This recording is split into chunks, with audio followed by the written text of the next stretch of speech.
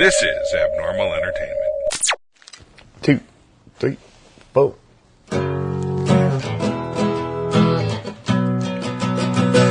Walked into the tunnel just to find the light. Hunted for old demons, looking for a fight. Looked up at the stars, seemed to go forever. There must be a way, it all fits together. Fell into the quicksand, held on to the vines. Never could quite color, stay within the lines. Feels like I have wings, I can fly wherever. This is just a way, it all fits together. Finally saw the world through rose-colored glasses. Gonna share my journey to small and large masses. Give up on my life, no sir, me never. This is how I put it together. This is how I put it together. This is how I put it together. Hey everybody, this is Daniel Garza, and welcome to another episode of Put It Together. I'd like to start as usual thanking my producer, Mr. Kevin Moyers, for all his help and support. Thank you, sir. Inviting all of you to check us out at abnormalentertainment.com. You can find all the shows on the network. Go check those out. Today, I'm pretty excited. I say that with every episode, but I'm always excited to talk to my guests because I stalk them. I don't actually stalk them, but I do follow them for a while and figure out who they are. And then I get excited, and then I want them on my show. And today I have Lee Plummer. Hello, Lee. How you doing, sir? Pretty good, up stuff. I'm good. Lee is an artist, among many other things. And in our pre-interview, we were trying to determine what title to introduce him as. But artists seem to be I'm going to say, well, you're a creator, because you yes. Create. You have been, from the pre-interview and from what I followed you on Twitter, you create a lot of things. You've created a lot of things for you, and I think that's even more. For me, that's above artists. No, I agree. I like the term. Make sense? Yes. And thank you for being patient. For those of you listening, you know that I pre-record my shows, and it's Sunday morning. We went to brunch, and if anybody knows about going to brunch on Sundays, you never get out on time. And Lee was very patient in waiting for me to get home and get set up. So thank you, sir. Absolutely. I don't want to take too much time in my rambling. I want to get to your story. So Lee Plummer, tell us how you put it together. Well, it took me a long time to put it together, going off that term. And I've lived a long life. I've experienced quite a bit in my childhood, all the way up into, now my adulthood, between joining the military, going to college, and just experiencing, I guess you could say, all that life has to offer. Let's start from a little bit about your childhood. Where were you born and raised? I was born in Oregon City, Oregon, but that was just my birthplace. Within, I'd say, the first 10 years of my life, in the aspects of being raised, I've been all over the place. I lived in Oregon for a short while, but I don't really have memories up until maybe a couple within the age of 4, and then afterwards. But I grew up in Pahrump, Nevada. I grew up in Bullhead City, Arizona, with my grandparents, both locations. And I spent some time up here in Oregon, and then I think also California was a short little while. Wow. So I'll start with that part. Moving around quite a bit as a kid, how does that influence your stability? Well, surprisingly, it didn't mess with my stability at that point in my life, my grandparents did a really good job at keeping that stability, even regardless of me moving around.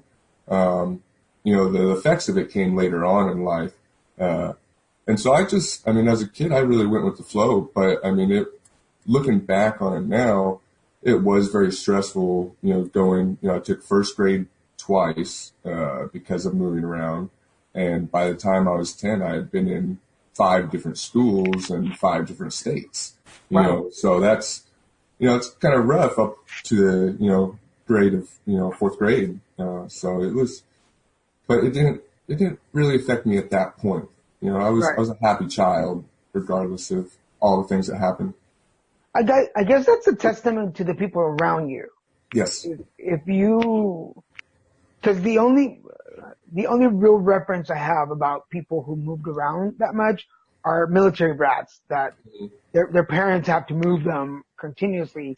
But since the parents aren't really there because they have to be working, it's harder to make friends and socialize and get acquainted because there's really no stability other than the instability of moving around all the time. Does that make sense?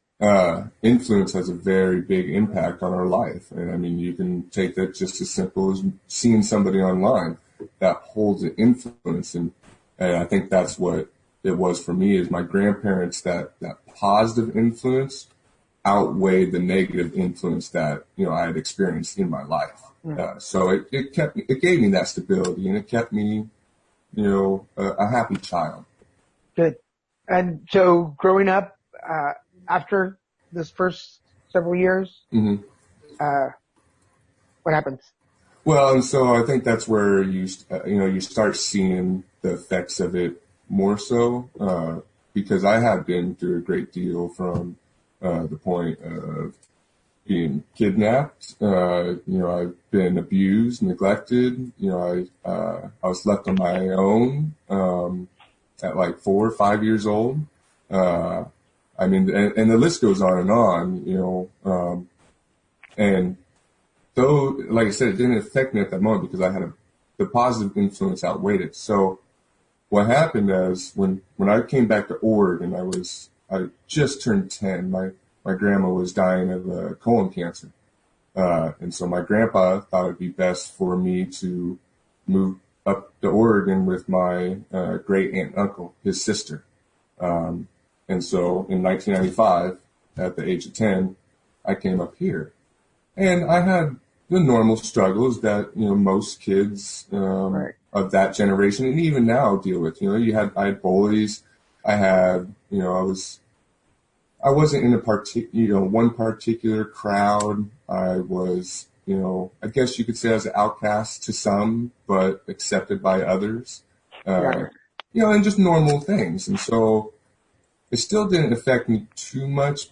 But once I became, I want to say 18, that's when that rebellious started coming. That's where, I could start processing these memories of my past, and, it held the influence over who I was at the moment and the things that I chose to do in my life. I think it greatly impacted that. Wow. I can understand that because there was a lot of things that happened to me before 18. And then as soon as I realized, okay, I'm an adult now, like I have more control over what happens around me, that a lot of memories from my childhood popped up. And where some people can handle those memories, I did not handle as well. Yes. Does that make sense? It does. So what happens after 18? Well, at 18, like I said, I would say what would be pretty normal for kids to experience. And that's not what really affected me, but who I became at that point was somebody that I guess was, that fake image. I followed what society, kind of told us, and so I went to work. I went to go find a good job. And so I thankfully I had good work ethic. I had no issue in that department, but nevertheless, I was chasing after false aspirations. Got it. And so with that, I had, once again, fallen back in influence. The people I surrounded myself at that point, at 18, so because of, the taking first grade twice, and various other things, my senior year is where it all started kind of falling apart. I fell into the wrong group. I started doing things I shouldn't have been doing, and I lost track of where I should be going in life. And so, I started doing drugs, and hanging around with people that were a negative influence. And, all of those things led me down the wrong path, and I always believe we have two paths. And so, unfortunately, I took the long one, but it gave me issues of, falling into bad relationships, just, kind of wasting your time and not having a direction. And so between the age of 18 to 22, I was just kind of stuck and lost, didn't know who I was, and maybe that was me running from my past, and I believe psychology, I'm not an expert in it, but nevertheless, taking it in college, it's helped me understand the reason why I did the things that I did. Yeah. Well, again, following the age path, at 48 now, I've learned to understand that the paths, because I did the drugs, I did the alcohol, I ran around with the wrong people. Wouldn't have stayed there if I didn't enjoy it for some level. There's a level of enjoyment, or we wouldn't stick with it, because I've been clean and sober now almost 12 years, and thank you, and I have to be honest with myself, I stuck around the bad people because there was a level of enjoyment, be it the danger, the adrenaline, the free drugs and alcohol, whatever it was. Mm-hmm. But I stayed there. For a long time, I blamed myself and I felt guilty for wasting time on all this. But now when I'm older, I kind of look back and I go, I learned some lessons. Unbeknownst to me, you learn the art of negotiation when you're in the drug field. Yes. Yeah, I mean, there is, I call it my drug career, or my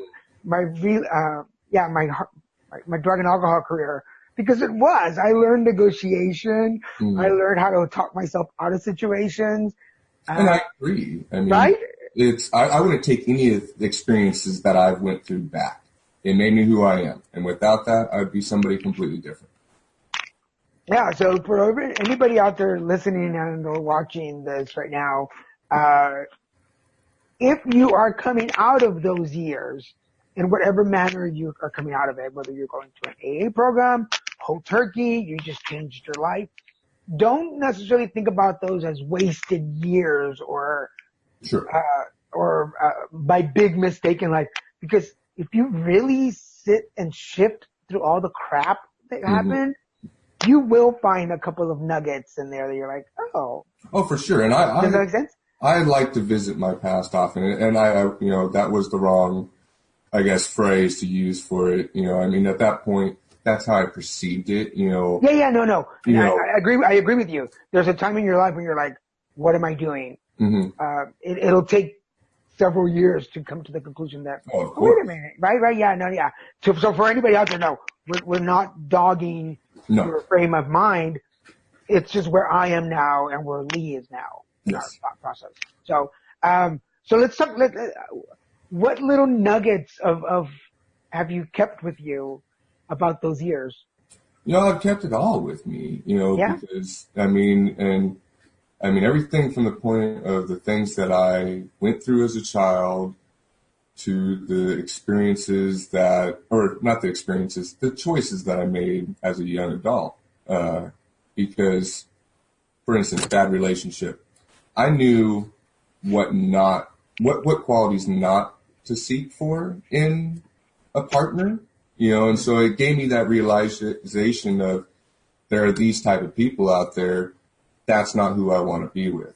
So I'm going to find somebody that fits who I am more and gives me a positive effect on life versus a negative. Same as the childhood. Now that I'm a parent, all of those memories taught me what not to do as a parent. They hold a negative effect on a child's life. And so we have the power to strive to be better than what we've been through, and it creates a ripple effect. And so all of them are my little nuggets in that aspect. Yeah, that's pretty cool. Yeah, because like I said, I've sat and thought about things that I did, not just to myself, and things that I allowed other people to do to me when I was using.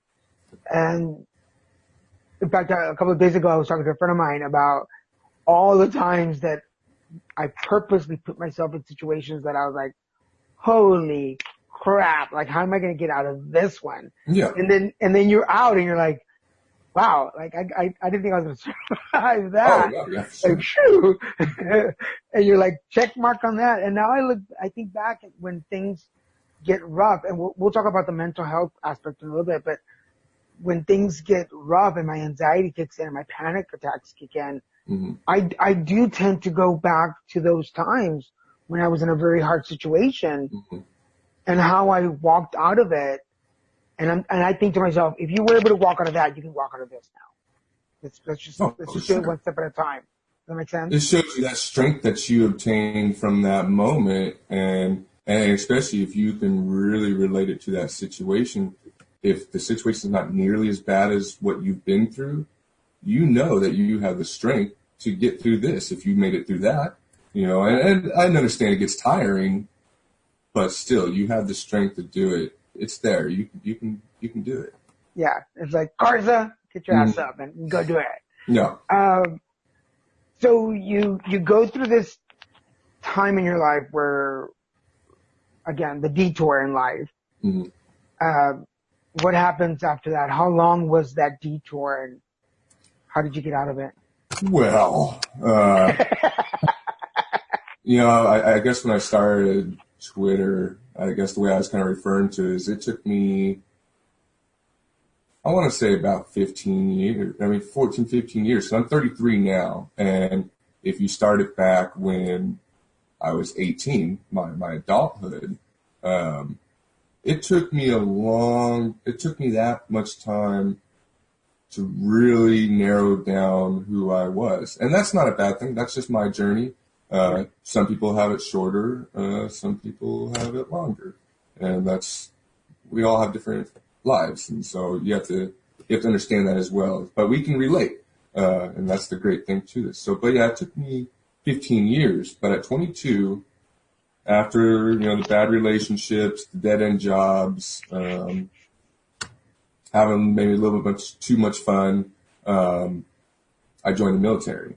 I looked at my situation as I had no other option. I was a convenience store clerk, which isn't a bad job. It lasted me many years, and it was a great job. Gave me a lot of good memories. But nevertheless, at that point, I felt as though I was like, is this all that life has to offer me? I had a girlfriend that was what I believed to be cheating on me, and I'm pretty sure she was. I was eating horrible food. I mean, I couldn't. I'm 6'2". I was 175 pounds. I wasn't healthy, and the military came along as a choice. And it's like, and so the way I refer it is, do you know who Pauly Shore is? Yes. Okay, so have you seen his movie In the Army Now? Uh-huh. I kind of relate to that a lot to my situation. I was like, I had no, just life was not going the way I guess wanted. And so as a reservist, they were offering a reservist position, 8-year contract, $20,000 to join. And I knew in my head that was a better option than what I was currently living. And everybody joins for different reasons, and it changed as I went in. But nevertheless, I took this option, and I was supposed to leave, I like January or February of 2009 or 2008. And things kept getting worse for me. And so I went into my recruiter's office and I said, put me on the next plane flight. I want out. I did. And it must have been September, and I left in October. So they were able to push it a month from that point. I left it all. I left everything in my apartment. I left it with my ex, who was starting her relationship with her new boyfriend while being my roommate. And it was a very conflicted situation, and I just gave it all up. I walked away. I left it in her hands, and I started my new life in something that was going to change my life, because that's what I wanted. I needed change, and I did that. The military gave that to me. And so that leads into, the other half of my adulthood for the, most part. But that's how that all kind of started. I'll let you find a question from there. Can I ask you what branch of the military? I joined the Navy. Oh, wow. And when I went in there, I don't remember what my ASVAB or whatever it's called score was, but they gave me 3 jobs, and 2 of them were what I basically went into. I went into the Seabees. Not a lot of people know about them. Maybe you do, maybe you don't, but it's a small, division within the Navy. But one was a builder, which was basically like a carpenter, and the other was a steel worker. And then the third option was an EOD. And so I had no idea what any of these things were. And so I talked to my father, and he was in the Navy and Air Force for 20 years. He did the moving around, and he was active duty. So, his only advice was, don't be EOD. Don't be the one that goes in there and do the bomb disposal. That's clearly a dangerous job, and you'd be taking a risk with that. So I chose, based off what I knew as my strong suits, and the builder position had more math than the steelworker. So I chose the position that had less math within the job. I hated math. I sucked at it. I was trying to be smart about it, and it turned out for the best. The steelworker gave me a lot of benefits, but I joined the Seabees, and it's construction battalion, and it was something that was really did really benefit my life. Now, there's something that you mentioned at the beginning of your military part of the story. I find like some people are running away from something. Some people are running away to something. Mm-hmm. I feel like in your case, there was this perfect balance of running away from and getting to something. Yes. Is that legit?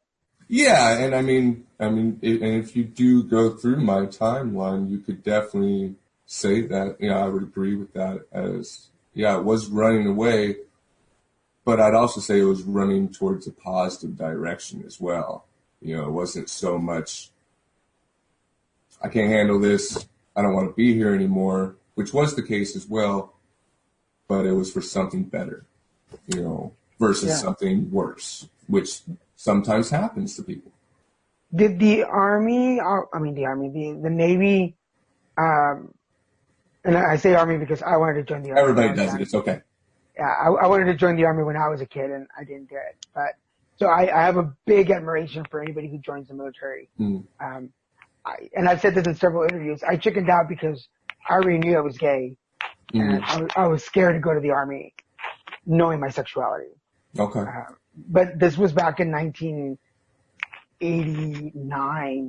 So. Well, and that's understandable. Society kind of put these pressures on everybody that, I don't know, wasn't the norm, in society. And so, I can only imagine how it would be a little bit more frightening or discouraging to join something that is somewhat against, other lifestyles. Yeah.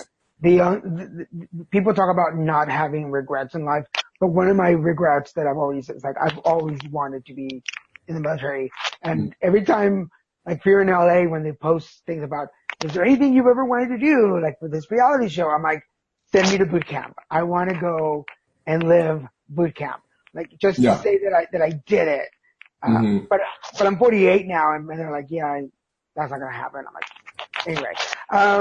So before we get into my show, I have to do a whole interview on myself so I could cry about it. Was there a part, because listening to your story now, was there a part about joining the Navy that freed you from having to make any decisions for yourself for a while? Oh, yes, for sure. And so, I mean, you got to remember, I was a reservist, and so I was going to come back home. But boot camp was 2 months long, and then from that point, I had to go to my A school, which for the SWs, the steelworkers, it lasts a little bit longer than, say, the builders. And so that was 3 months. So I was gone for 5 months. And sorry, I'm losing my train of thought. Will you narrow down what that question was again? Sorry. Because I find that a lot of guys and girls that I've interviewed who've gone into the military appreciate going into the military because somebody else has control over your time. Okay, yes. You're learning. Yeah. And so that was it. It was, you could call it a restart. And I kind of knew what I was getting into, but I didn't. But that was the thing, is going to this place where somebody's going to break you down and remold you into something that's better, someone that's better equipped to handle certain circumstances. And so, having that direction, do this, do that, shape up, stand straight, it was almost like having parents again, but very strict and stern parents that are teaching you a proper way to not only take care of yourself, but how you present yourself in society as well, and what you do in society, workforce or whatever you want to call it. Yes, exactly. Yeah, because for me, although I didn't go to the military, I went to rehab, and for 3 months, they were my mind. They were my thoughts. They get up at this time, breakfast, meetings, lunch, clean house, meetings, go to dinner, go to more meetings, go to bed now. Everything was controlled for me for 3 months. And it did give me that time to let go of the control that I thought I had over my life and let somebody else have it. And then in 3 months, I was like, okay, now I'm ready to, I've been rewired. Now I can move forward. And I know it sounds simple to some people, but to this date, I can't go on with my day without making my bed. It's because you learned a habit, a routine. Right. They distilled that in you, and that was exactly the same for me. And the funny thing is you went somewhere, whether it was military, rehab, counseling, or whatever, for a long period of time. Just going once is only going to have so much of an effect. But they take control of your life, but in a manner that is going to allow you to take control of your life. Not so much as once you're out of there, it's like, great, now what do I do again? No, you know what to do. That's why they did it. And that was the same for me. It was good. Yeah. There's certain things that definitely stayed with me. And one of those is I can't go on with my day if I don't make my bed. Otherwise it's in my brain the whole day. I didn't do my bed. I didn't make my bed. Because we weren't allowed to go to breakfast until you made your bed. Yes. And then lying to people. The old me 12 years ago, I'd say a lie and I'd walk away. I'm like, if you believe me, good. If you didn't, that's on you. It has nothing to do with me. It's you that you don't trust me, even though I just lied to you. And now it lingers on me. Like if I have to cancel on somebody an appointment, I used to make up all these excuses as to why, and they would be really good. But now I have to be honest with you. I have to go back and go, look, I was having a panic attack, and I really, I didn't have the energy or the mental stability to get on the phone with you. I'm sorry. And people are like, you should have just said that. Oh, I do the same thing. I still do it as of today, and I think that's just that's the pressures of society, and it's also the era we live in. I mean, I'm sure even you can contest to it. I mean, I grew up in '80s and '90s where we still had the dial phone, pagers. It was customary to call your mom before the streetlights came on, kind of. And so we were used to talking to people on the phone. We were used to communicating. But when this new technology came out, where now people could text, and it just all this convenience that we have nowadays, I think it's given us this separation between being able to communicate. And so, just like you said, you begin to feel bad for something that you really shouldn't, and you should just speak up and let your voice be heard. And people aren't going to get mad at you because you just don't feel good today and you can't make it there. Yeah. We're in an accepting era of everyone, but we just don't have a voice, and that's what a lot of people lack. And part of it too, and I think this is the hardest thing for me to break through, is the cultural background. Like I come from a very macho kind of family. Like everybody's like manly, like, oh, we don't hurt, we don't cry. Yeah. And then here I come along and I'm like, I am full of hurt and I can cry in a minute. Like, I don't know how this works. But then there's this conflict within me that, like, the mental health aspect of my life, the advocacy part of my life is supposed to be open to allow other people to be open with themselves. But the cultural side of me says, no, don't show pain. Don't show your feelings. You've got to be strong. So I am constantly in conflict with myself, which causes a lot of anxiety and leads to the panic attacks, which then makes me feel depressed. So there's this really like curious balance of a seesaw that goes on in my head sometimes. And to keep that balance is really hard. Does that make sense? Well, it does. And, I agree with you. And I guess I say even for myself, I go through the same thing. I have, I guess that masculinity or just that, like you said, that macho mindset, but it's also the same time I have, my sensitive side, but versus what you're saying as for them conflicting, I more or less merge them together, because there's nothing wrong with being both. Everything that we see in society nowadays, and I don't want to get into it, but even politics. Politics would be just a great example, short, quick, is you have two sides.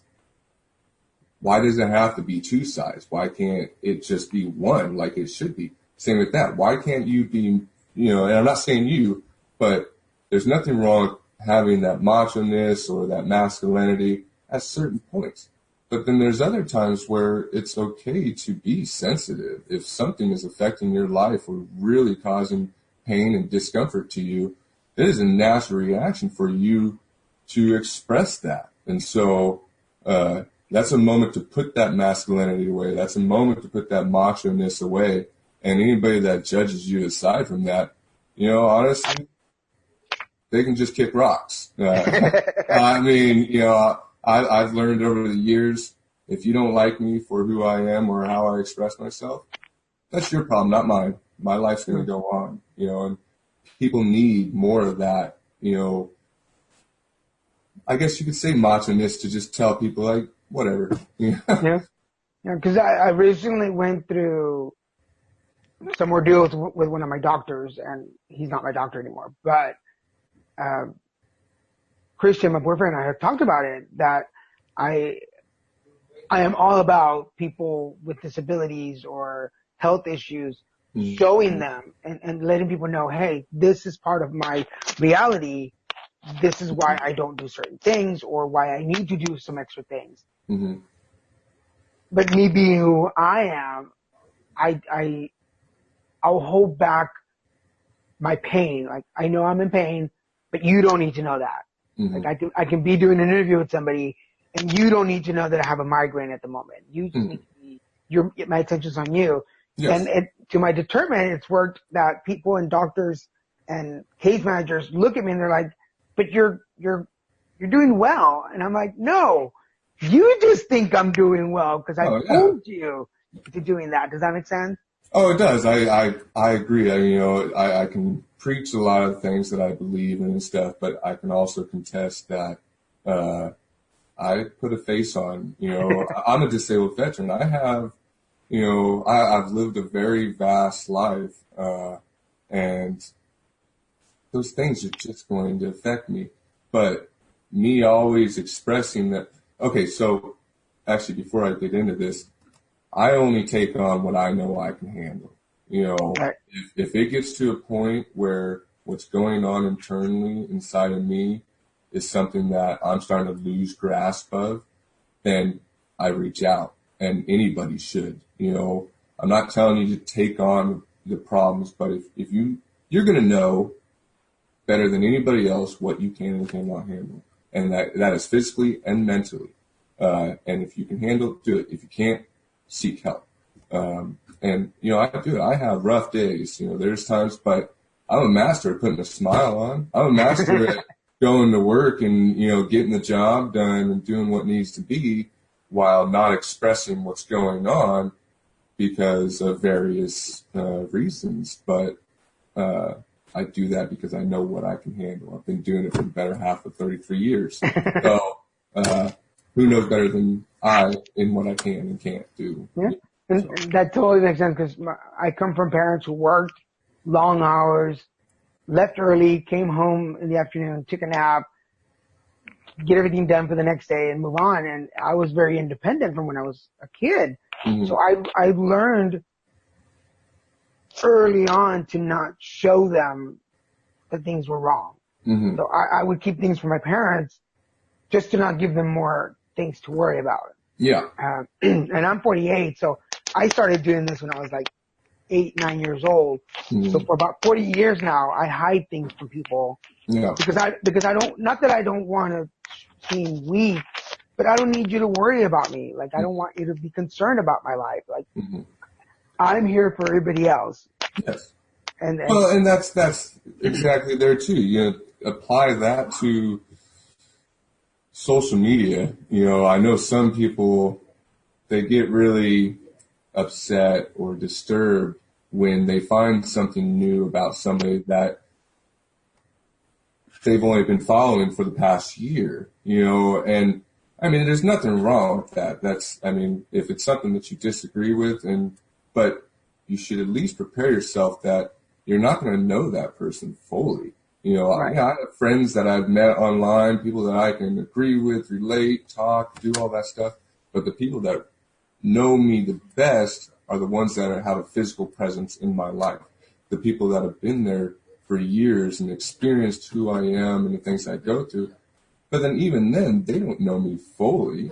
There's an internal side of me that nobody can see. And so as we begin to share our voice, people get that more. But you got to take what you see with a grain of salt. right. Just you right now hearing my story, you're probably not going to get every little tidbit to my life or the way that I do things on a daily basis, but you can get that general foundation to who I am and what I believe in. Yeah, and I think having been doing this for a long time, I am a social stalker, and I do it in a professional way. Mm-hmm. So it's about, so I'll go and look through people's Twitter or Instagram or their Facebook and put together pieces of a puzzle Mm-hmm. as best as, because you're right, you're not going to put the whole puzzle out there. There's Mm-hmm. going to be pieces that you need to keep to yourself because they Mm-hmm. are personal.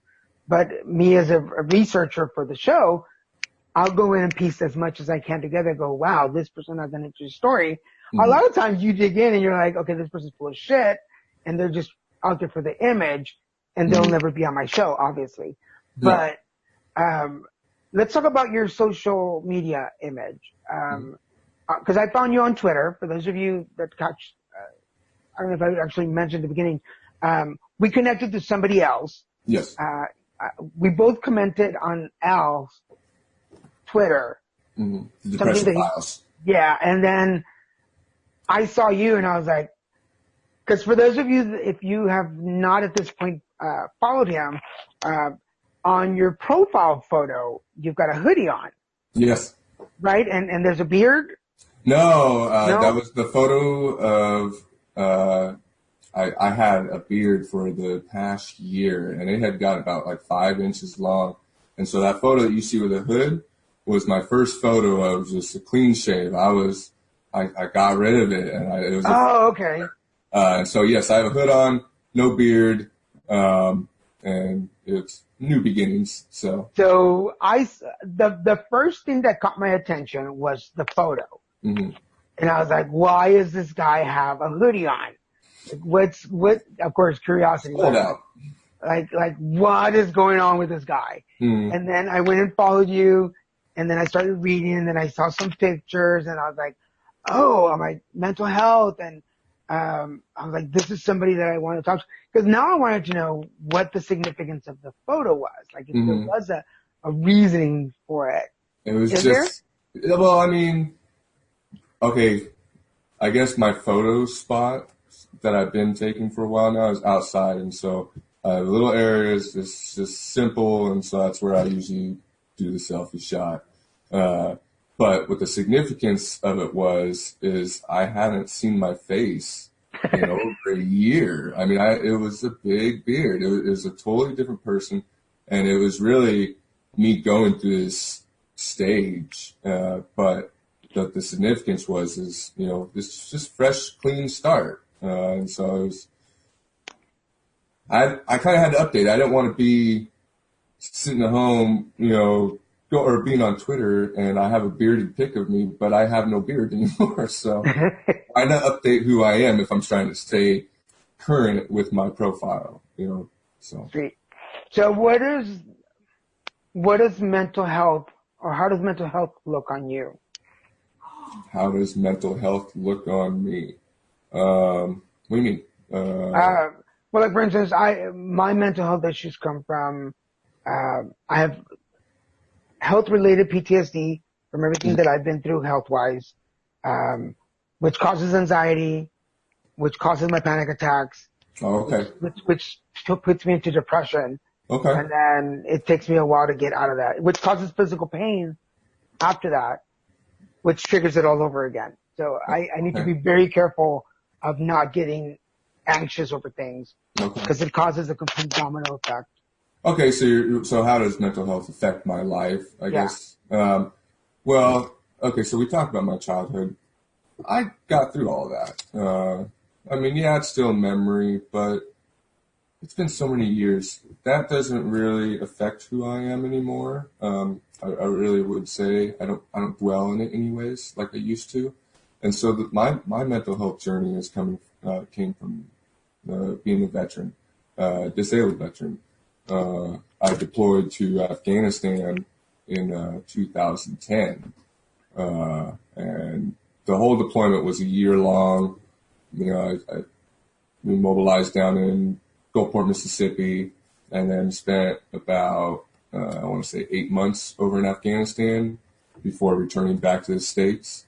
But the total thing was I think about a year, maybe a little bit more, and that's where I guess you could say my mental health journey really started in my adulthood, at least the second half of it.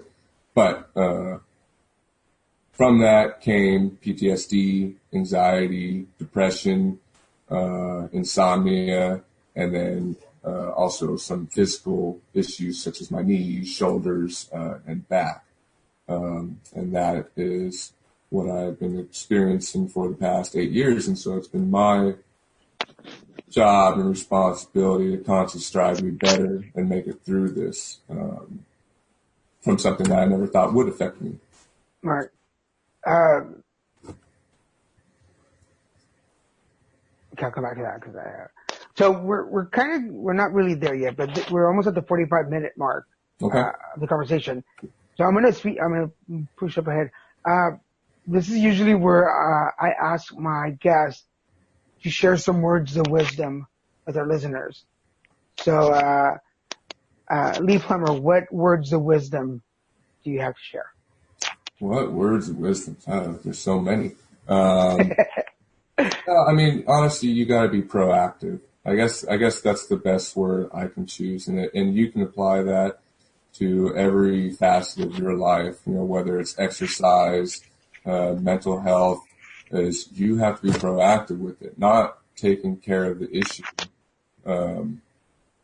It doesn't solve the issue, if that makes any sense. But you know, if you're having issues mentally, whether it's depression, anxiety, depression, and the list goes on, you know, there's things you can do. We live in an era of technology where self-help is everywhere. You can go on YouTube or Instagram and you can find inspiration. You can find motivation. You can find life advice from people who have lived and made it through something that is horrific, which in return can give you, you know, some possible strength from that influence to better your life and create change, positive change. Right. You know, like I guess that it's a lot. But because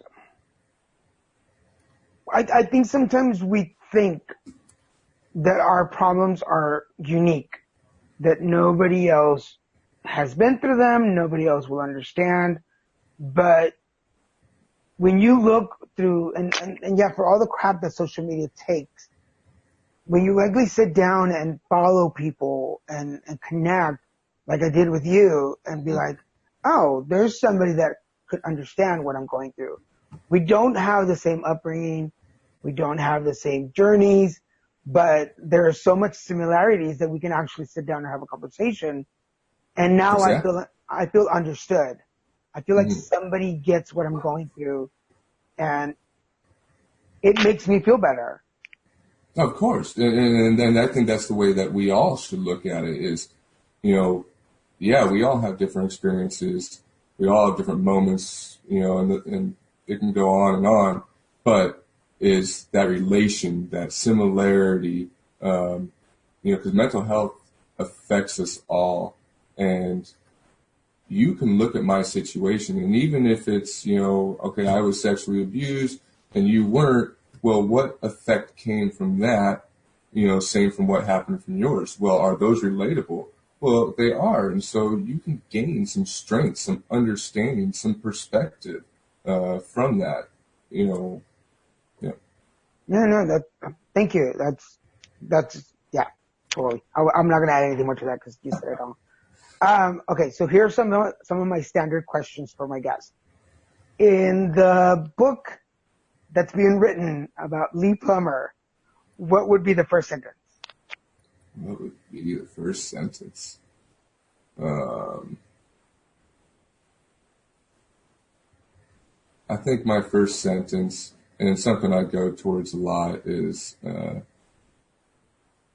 my life has been a vast journey. I mean, just short and sweet. You know, I mean, I know it's not super catching, but nevertheless, I always use the word vast, and I have so many experiences in my life, good and bad, that it's a long story. And so I can't just tell you one thing because there's a lot of things. So I like that word. I'm gonna try and incorporate it somewhere along. If you could name this episode, what would you name it?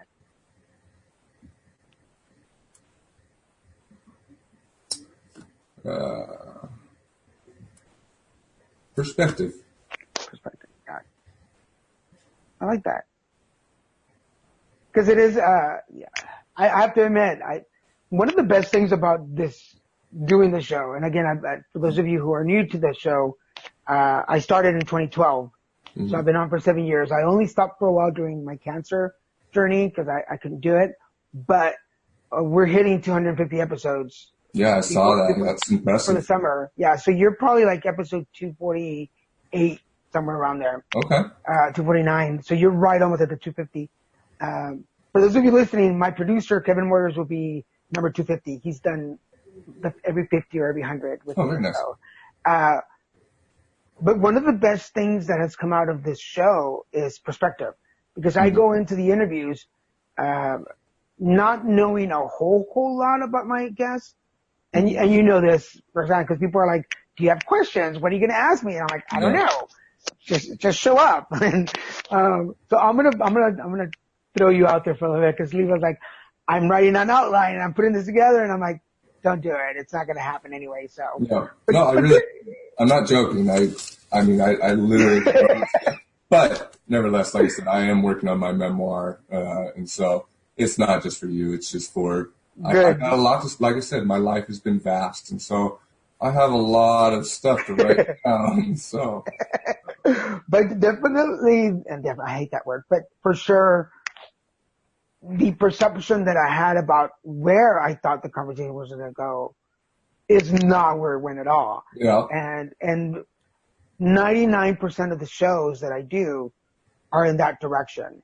Every now and then I get this one person that wants to take over the show and I'm like, okay, fine, do it. It's a conversation. It's probably, and some of the episodes have never aired.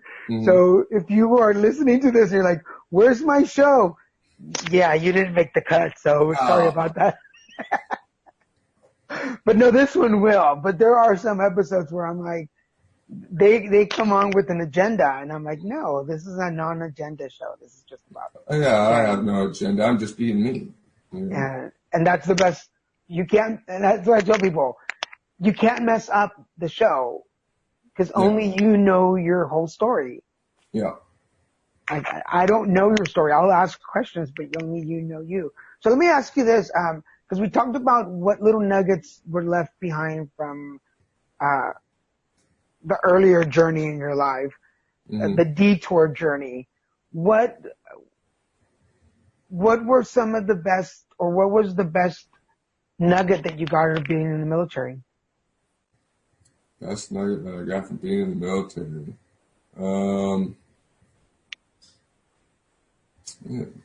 You know, my best nugget was mental health, honestly, because what the military gave me most of all through being broken down, transformed, going to war and seeing the things that I've seen is the mental strength.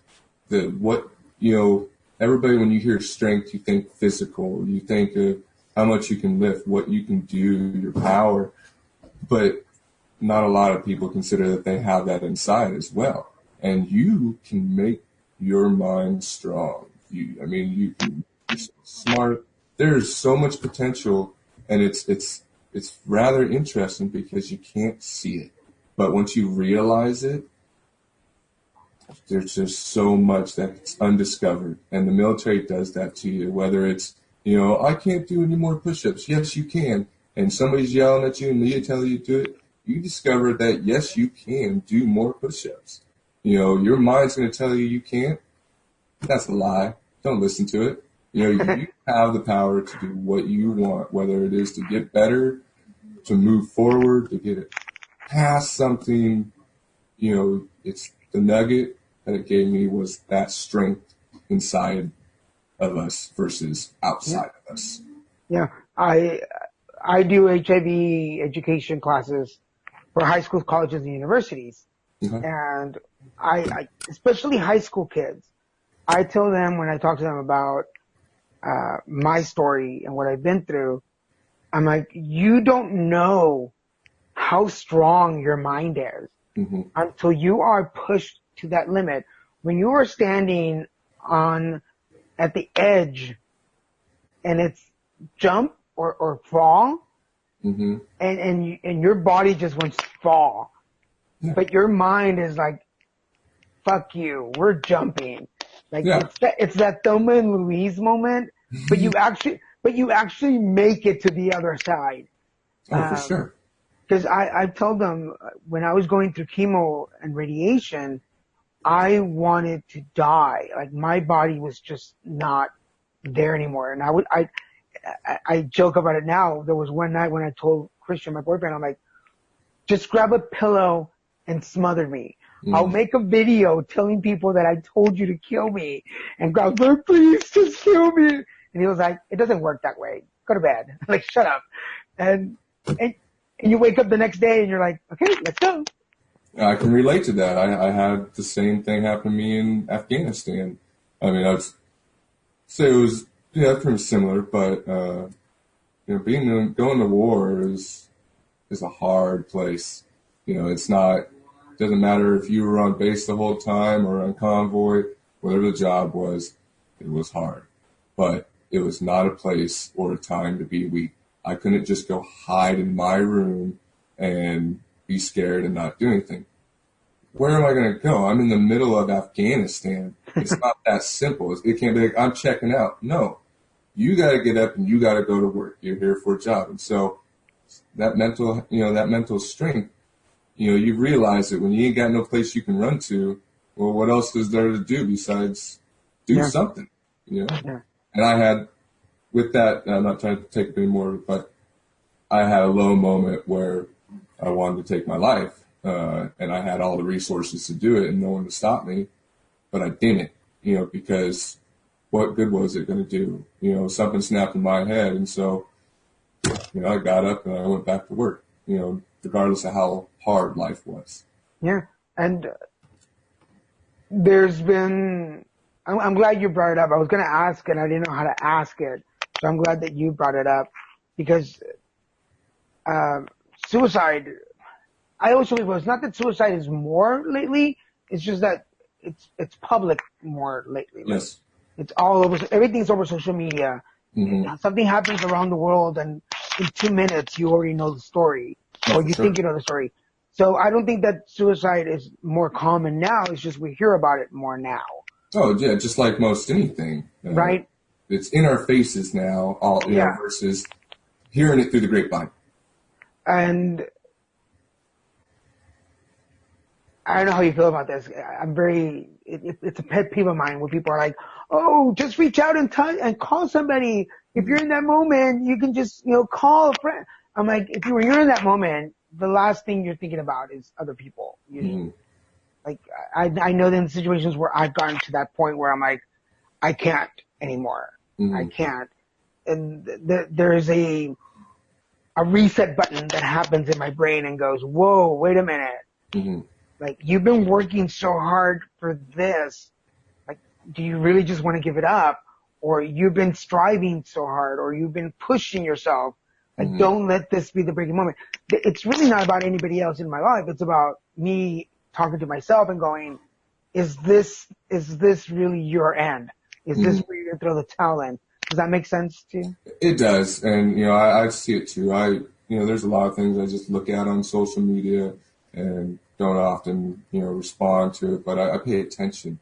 And I see that I do it myself on Instagram for a while. I was doing the 22 push-up, which I want to get back to it. I do 22 push-ups a day.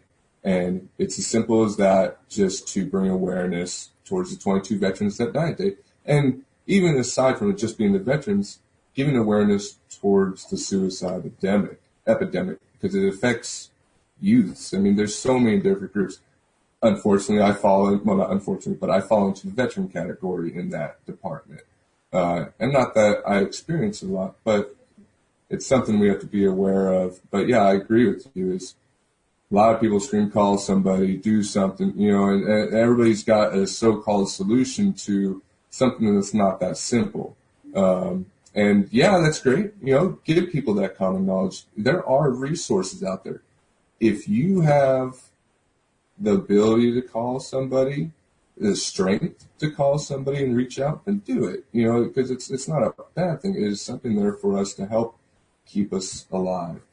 But nevertheless, that's not always the same answer for everybody. And so there's so many avenues, but I know everybody's got to work on that mental strength because we're strong inside too. And when we discover that, it makes the journey that much easier. Cool. Thank you. And that seems like a perfect place to come to an end. We've done an hour. Okay, cool. I feel like I'm willing to keep going if you wanted to, but whatever. You have to? We can keep going a little bit longer. No, if you have more questions for me, by all means. I'm just saying the conversation has been going well. If you got anything for me, I'm in. I would love to put this episode out there for everybody listening, and then do what I've been doing with other guests, bring you on a Facebook Live, and that way people once they hear your story through here, then we can announce that you'll be doing a live interview, and maybe they can have some questions, or maybe then we can talk to some more people about what's going on. That's fine. That's good for me, because I'm still kind of figuring out where I'm going in this social media world. I wouldn't say I'm a brand. I do a lot of things. So, but of course, I try to stay in touch with everybody that I've had a good conversation with, that I'm relatable to. So, yeah, just cool. So contact me if you want. For everybody listening, we've been talking to Lee Plummer, artist, creator. I like that better, creator. As you can tell from the story, there's so much to him that we didn't even get to. So if you are one of my followers, or you're new and you're one of Lee's followers, stay tuned. We're gonna have him back and do a live feed. There's a couple of other guests, so if you have heard one of the podcasts, and you say, hey, I would love to hear more from that guest, let me know, send us an email or a message, and we'll have them on a Facebook Live so you can ask your questions directly. So we're going to do that with Lee. I'm going to put that out there to him. Plus, because I love to tease my guests, your house has been really quiet, so I don't know where you put all your family, but I have not heard a peep from the background. So my wife and daughter went shopping, and the boys were upstairs playing video games. Lee was worried. Yeah, Lee was worried that there's going to be a lot of background noise, but I'm like, I haven't heard anybody. Like, did you bribe them to not make noise? But thank you so much for doing this. I really appreciate it. Tell people your handles so they can follow you. You can find me at Lee J. Plummer on most anything, Twitter, Instagram, the list goes on and on, but I'm just me. So Lee J. Plummer, at any platform. And if I'm there, you'll find me. Excellent. And you guys know, for everybody who's been a friend of the show, when this episode comes out, we'll post all his handles so you can find him and contact him directly. Follow him on Twitter. He's got interesting stuff on there. I enjoy following and going back and going, what's he been up to?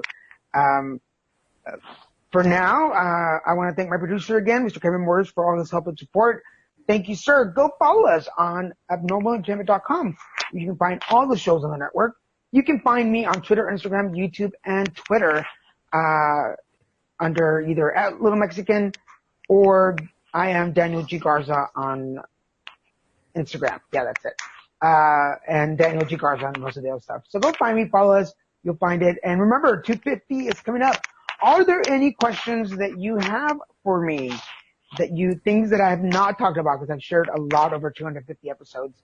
But are there any questions that you have for me that you might want to know about me that I have not shared? Send them over.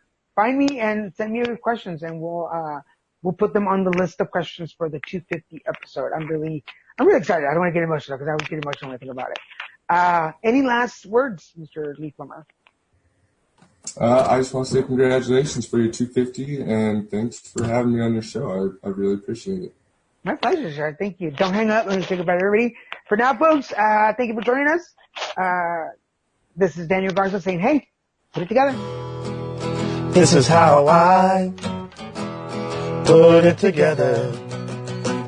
This is how I put it together. This is how I put it together. Subscribe to Put It Together on iTunes, Stitcher, and at abnormalentertainment.com/putittogether. Find Put It Together on Facebook and tweet Daniel at Lil Messican, LILMESICAN. And for more podcasts, comics, books, movies, and more, head to abnormalentertainment.com. You've been listening to the Abnormal Entertainment Network.